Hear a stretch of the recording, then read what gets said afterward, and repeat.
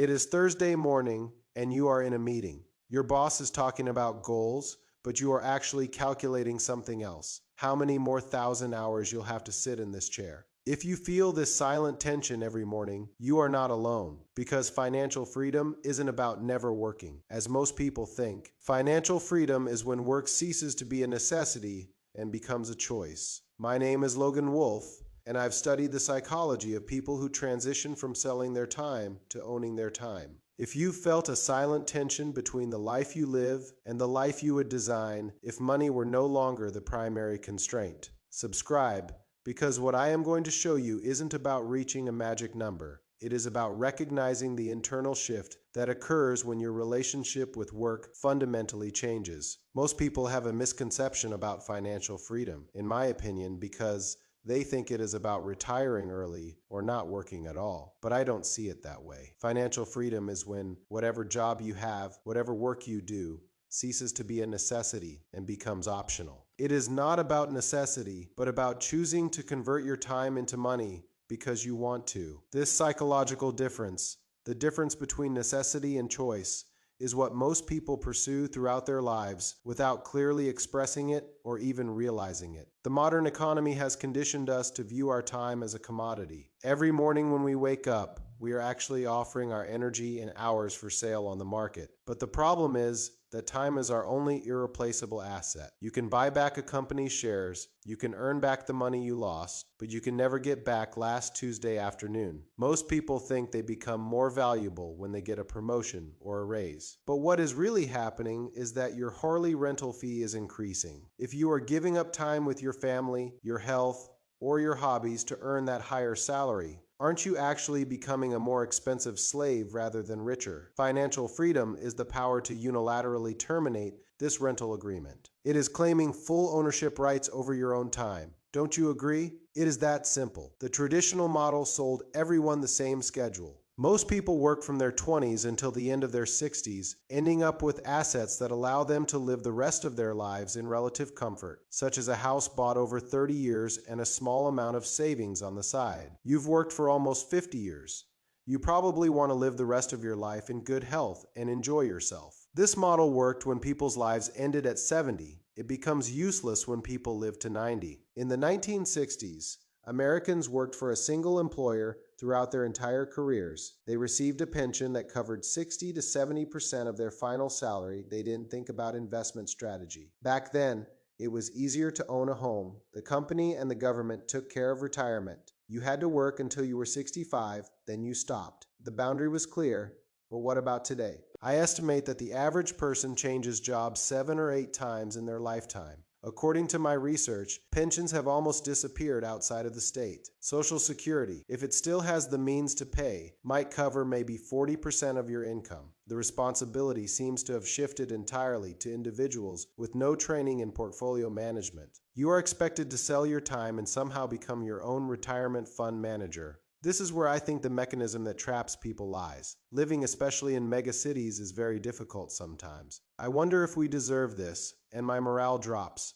As the world develops, life becomes harder for the lower and middle classes. This situation highlights why individual financial awareness is more critical than ever. I'll explain this with an example. Let's say you start working at age 22 and earn a modest income. Your lifestyle is very modest. After 5 years, you are probably earning more. Your lifestyle is likely expanding accordingly. 10 years later, you are likely earning significantly more. Your lifestyle continues to expand. The difference between income and expenditure remains roughly constant. You save the same percentage of a larger sum, which appears to be progress, but it can condemn you to selling your time at the same rate.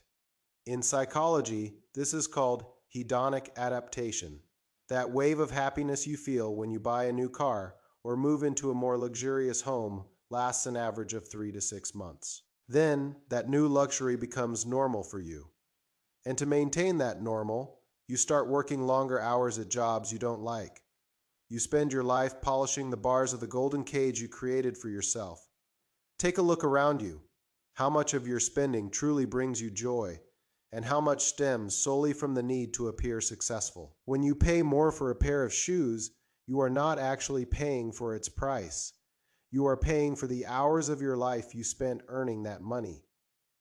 If you start asking yourself, is this worth 20 hours of my life? When buying something, you can make significant progress in your relationship with money because the biggest saving is actually not buying things you never needed in the first place. It is a nice perspective, isn't it? To think about how many hours you work to earn the money you spent on something when you buy it. From what I've seen, those who break out of this cycle use their income as a variable lever while keeping their lifestyle constant. When income increases, spending doesn't increase. The gap widens. This widening gap eventually buys back time. However, I think this requires resisting all kinds of social signals that say earning more means living better. After 5 years of work, take a moment to reflect on what you've started to notice. Your colleagues who earn the same amount as you seem to be living in completely different financial realities, I'd guess. One is maximizing their retirement accounts and building investment portfolios. The other is renting luxury cars and taking international vacations. Both earn the same amount. Both believe they are making reasonable choices.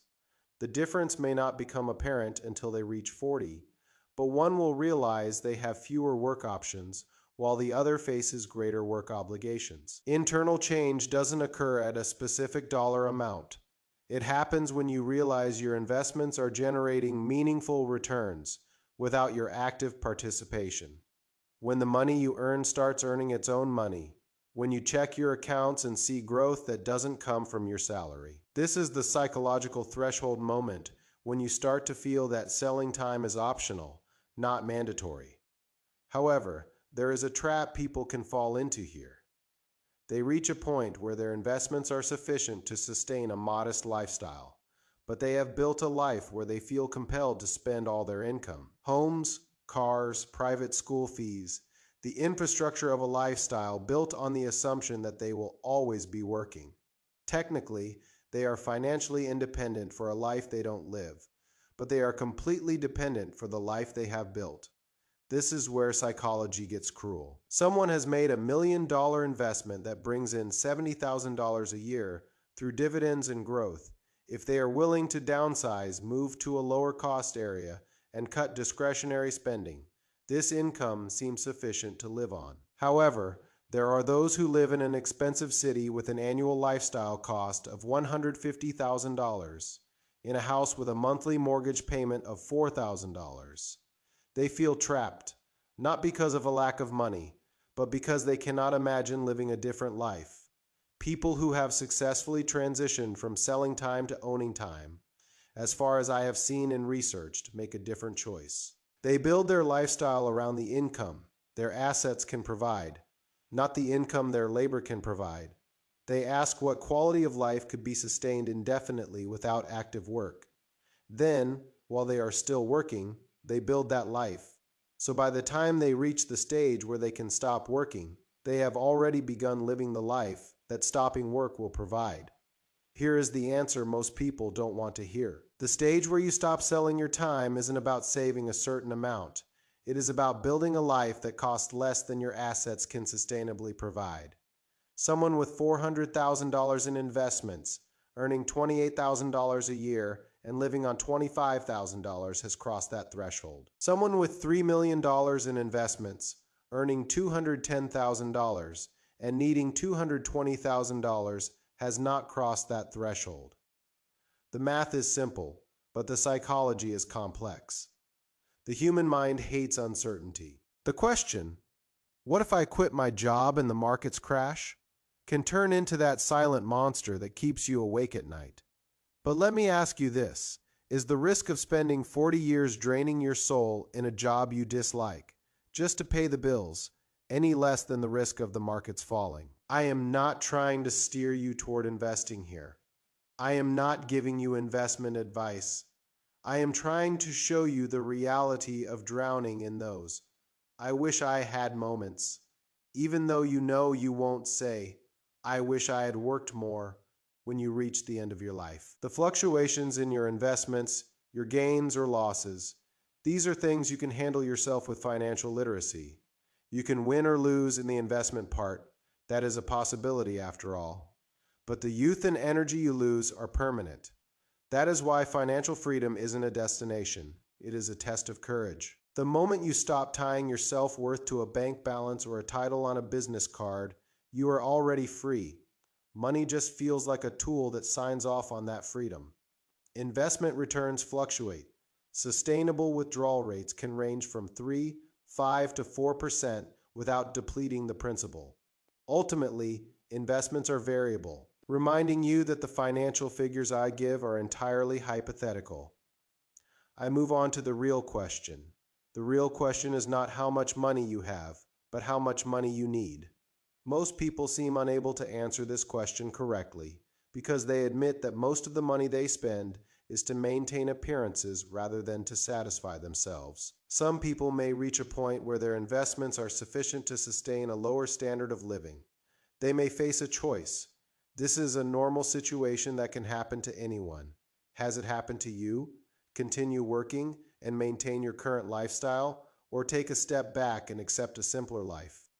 I think most people choose to work because they see lowering their standard of living as a failure. They can't distinguish between going backward and making a different choice. However, people who make this transition report something unexpected.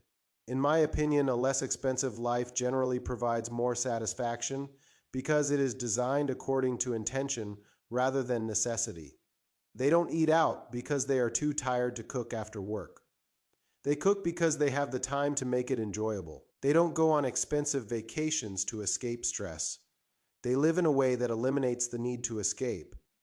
I think this is connected to a deeper psychology. Don't you agree?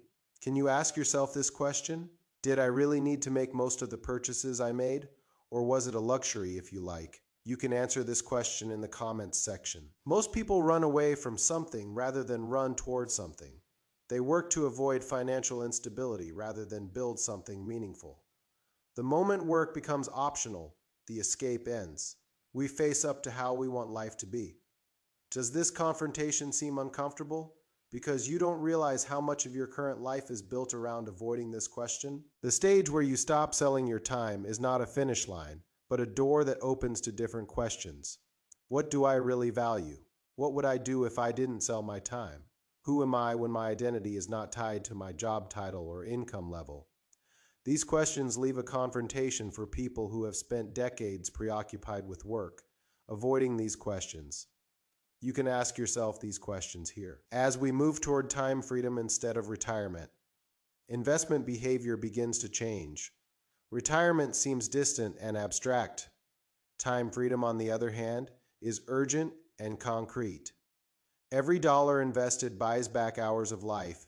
Every percentage point of return accelerates the time to options. This explains why individual financial awareness has become more critical than ever. They want you to focus on retiring at 65, because that timeline seems to want you to use their products for 40 years.